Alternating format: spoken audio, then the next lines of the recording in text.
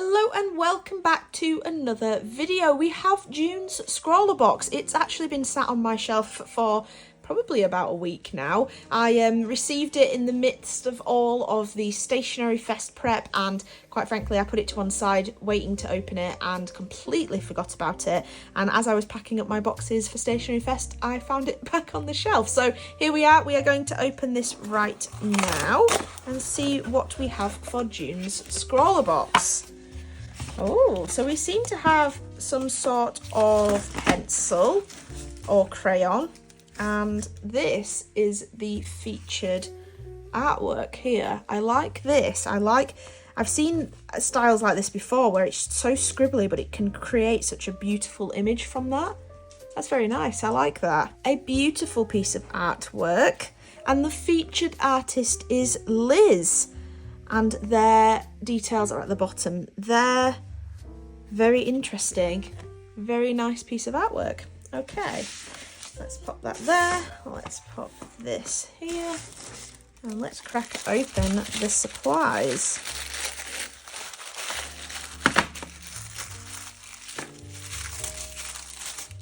Okay, so immediately we have a tin of some sort and a pencil sharpener, so we definitely have some sort of coloured pencil. There's kind of scuffs of colour on the tin, so definitely.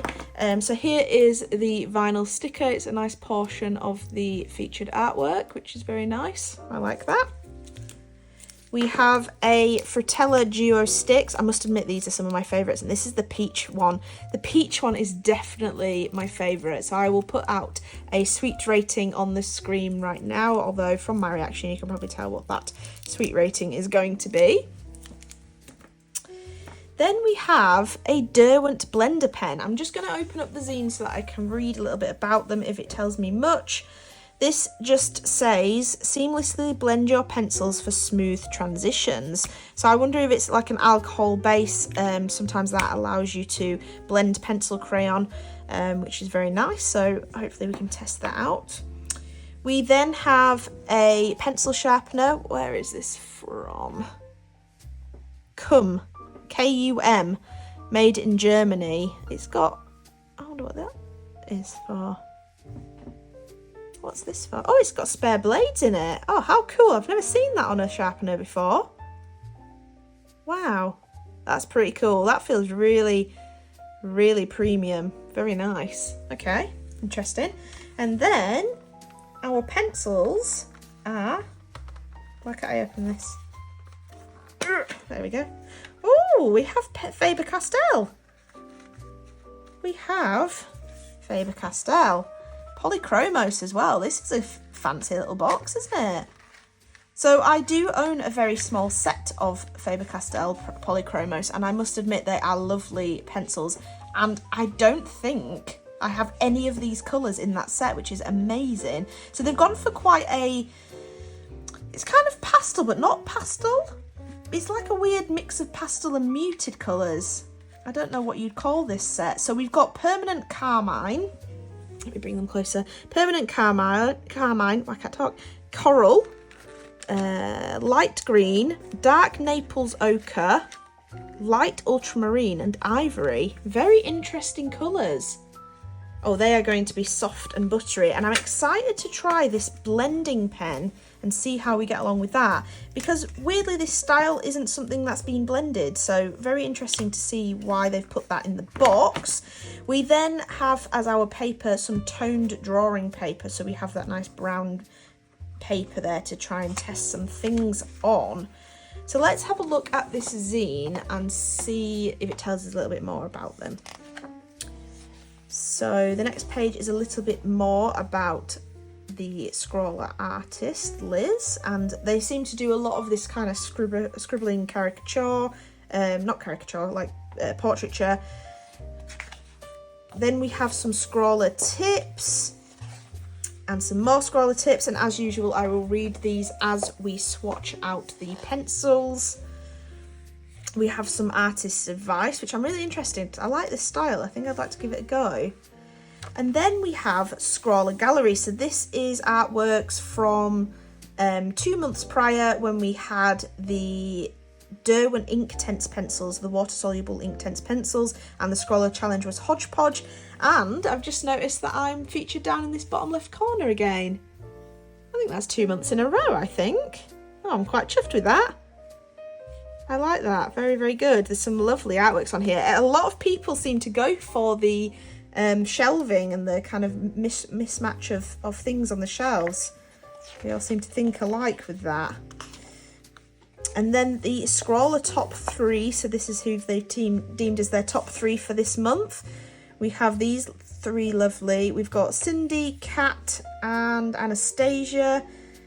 And they're beautiful. This fruit and veg stall is incredible, and this I went very cartoony with my shelving, but this is beautiful. It's very realistic, and this kind of reminds me of a Studio Ghibli kind of esque painting. Very, very nice, very nice. Then we have the Scrawlr showcase. So this says, we thought it was about time we celebrated that what makes ScrawlrBox so special. You, introducing long-time Scrawlr, 6 years, and super active community member Mel Fallon. Grab a cuppa, let's get to know a bit more about Mel. And then it goes on with some pictures, so I will, some questions, and I will read that. But very nice, very, very nice. I like that, that's a really nice little touch. And then the Scrawlr extra is gesture drawing, so a little bit more about that. And then to end this box, we have our Scrawlrchallenge, Squiggle Me This. So it's very much leaning into this more squiggly style here. I'm excited to try. I'm excited to have a look at these colours, and I cannot tell you how excited I am that I don't really have these colours in my set so far, which is very nice. I hate that they don't fit in this tin very well, but we'll let them off. So let's get into swatching these. I will read the Scrawlr tips, and then we will get on to creating a piece of artwork based on the Scrawlrchallenge Squiggle Me This.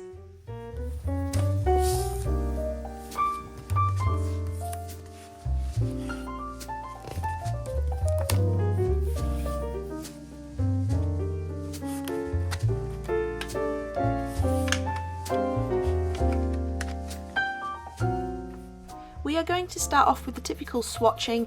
Take note of how soft the lead is and create a gradient to see the variation of tones. They also mention using the dust, so when you pencil sharpen these, I have done it with one of them, they create a very, very fine dust, and it says keep them and smooth it over your page and blend it out to create subtle coloured backgrounds to work on or create shadows, which I thought was a great idea. They also mention sgraffito, which is something you usually do with oil pastels, and you lay down the colour and then you actually scratch off some of that colour. I guess you've got to lay that down pretty thick, which I thought was also very interesting. They mention embossing your paper so that you can get that tonal shift where it's embossed and where it's not embossed. Build on your basics, work in light layers, study your subject reference photo, or use a grid to transfer your image onto your page. And then it goes heavily into blending. So it goes from making a gradient, using your Derwent blending pen. Considering the blending pen is such a key feature in this box as a supply, they only touch on it very, very lightly in these tips, but however, as you can see here, it does blend these pens lovely, but it does darken the pen quite a lot, so it's really difficult to know where you've blended, what it will look like when it's dry, so it's very, very hard to use. But generally all the tips and tricks are kind of things that you would suspect or do when you use a coloured pencil. But I did find the sgraffito and the embossing quite an interesting little tip and trick. I must admit, I did read those after I'd already done this artwork, so I didn't use any of these things in my artwork. However, as you can see here, I did a sketch and I used I used the ivory pencil that we received in the box as my sketching pencil since we didn't receive a pencil. Which worked really, really well. However, I also didn't show it because it's a bit boring. However, I did press on quite hard, and that does become a little bit of an issue later. So if you are going to do this, if you're not going to take on the challenge and want to be really strict like I am, where you just use the things in the box, then I highly recommend using just a normal pencil. However, the ivory pencil does work very well for sketching, just maybe press a little lighter than I did. But my reference for this is actually a picture of our dog Mabel. Mabel, our Springer Spaniel. When she was a puppy, we took her to a secure field to play with loads of other spaniels, and it was so muddy. And I have this hilarious photo which I will pop up here, where she is running about and she jumps up in excitement and her ears fly back, there's mud flinging everywhere, and it's just a beautiful photo.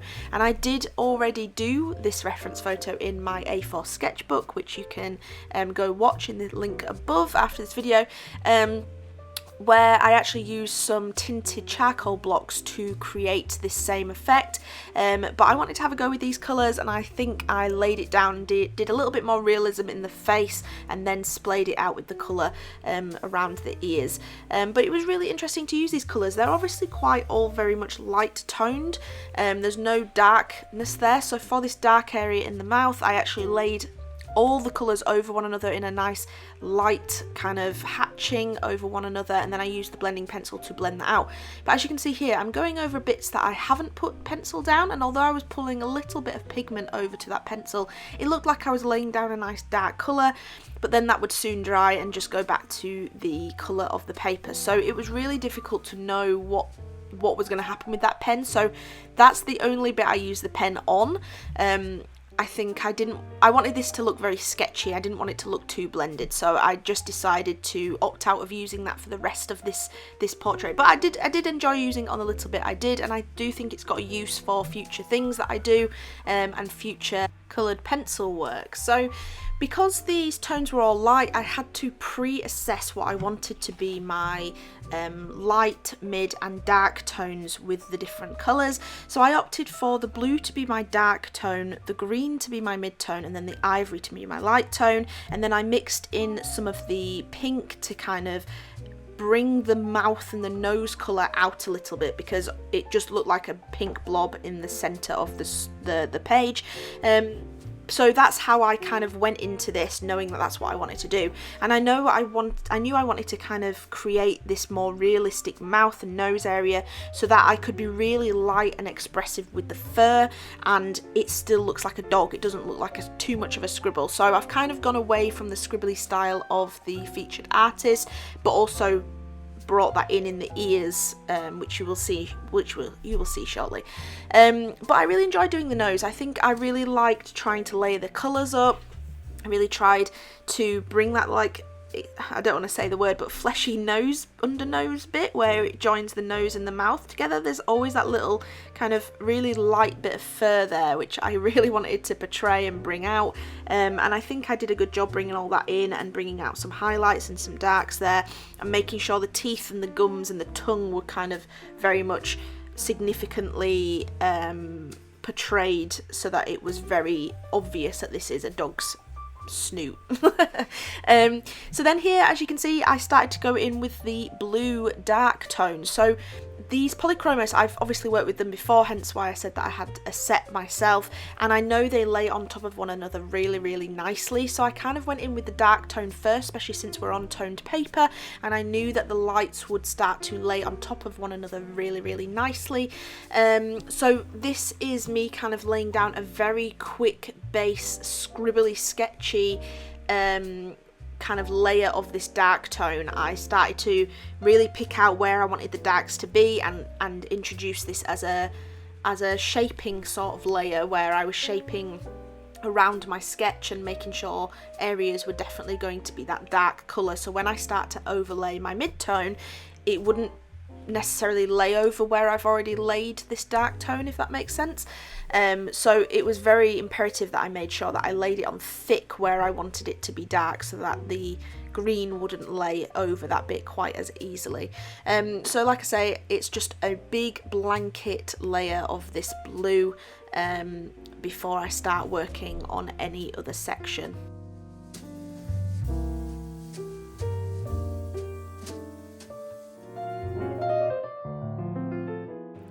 Then onto the eyes. This is probably the only bit that I actually brought that Naples ochre into, and that's purely because Mabel's eyes have a bit of a yellowy tint to them, so that's basically the only place I use this colour. I think I tried to mix it in a little bit more on the nose area, just to bring it out a little bit, but I definitely didn't use the yellow as much as the other colours, but it was really nice to try and create that dark iris with the red and the blue, trying to layer that up again, whilst also keeping a highlight in there just so that you're not losing that lifelikeness of the eye, but it was really nice to kind of shade over that. But as you can see here, as I continue to lay down this blue, this is where I came into issue with the fact that I used the ivory as my sketching pencil and I laid it on a bit too thick and a bit too dark, because I could not get rid of that line for the life of me. It took a very long time and a lot of layers to get rid of it, so this is why I say try and use a pencil if you are happy to just extend the supplies a little bit, because it's a bit unfortunate that I couldn't get rid of that at first, but I do eventually get rid of it, so not everything was lost, it was fine. But as you can see here, it's a really quick scribbly lay down of this. It's not too intentional, because as soon as I started to think I want to do it in this direction, it just doesn't look as natural. That's what I've always found with my inkings. Not that that's a quick process, my pet portrait inkings, but I find that I have to not think about it too much, because otherwise it becomes too rigid, it becomes less natural, less flowy, less like fur would naturally occur. So this is me bringing in that light tone of the mid-tone of the grey, and the grey, that's not grey, it's green. That mid-tone of the green, just bringing it in here, and like I say, I was laying it over the top of the blue, and where the blue was thick, it wasn't laying over very easily, and where there was barely any blue, it was kind of blending together and melding in this lovely colour gradient, which worked really, really well, and I'm very, very happy with the way that looks actually. So it was just an intense process of doing that, and then once I've got those base two colours down, this is when I can start working in the pinks to draw out the nose reds, bring in some of those kind of more shaped areas. I think this kind of defined the shapes a lot more, and just in general kind of just tied it together. I think it tied it together adding this pink. It kind of made it look like there was not two juxtaposed areas, which was very, very nice. And then finally we go in with the ivory and start adding the highlights. But that's basically it. I don't think there's anything else I would like to say about this, but there's not much of the video left anyway. I'll let you watch my highlighting, and then I go in finally with the blue and just add another layer of the darks and just make sure I'm layering up the different areas and intensifying the contrast.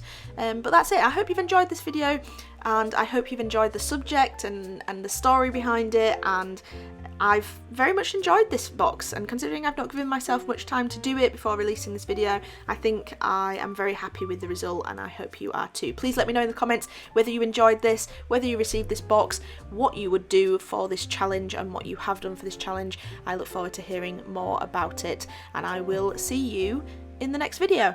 Goodbye.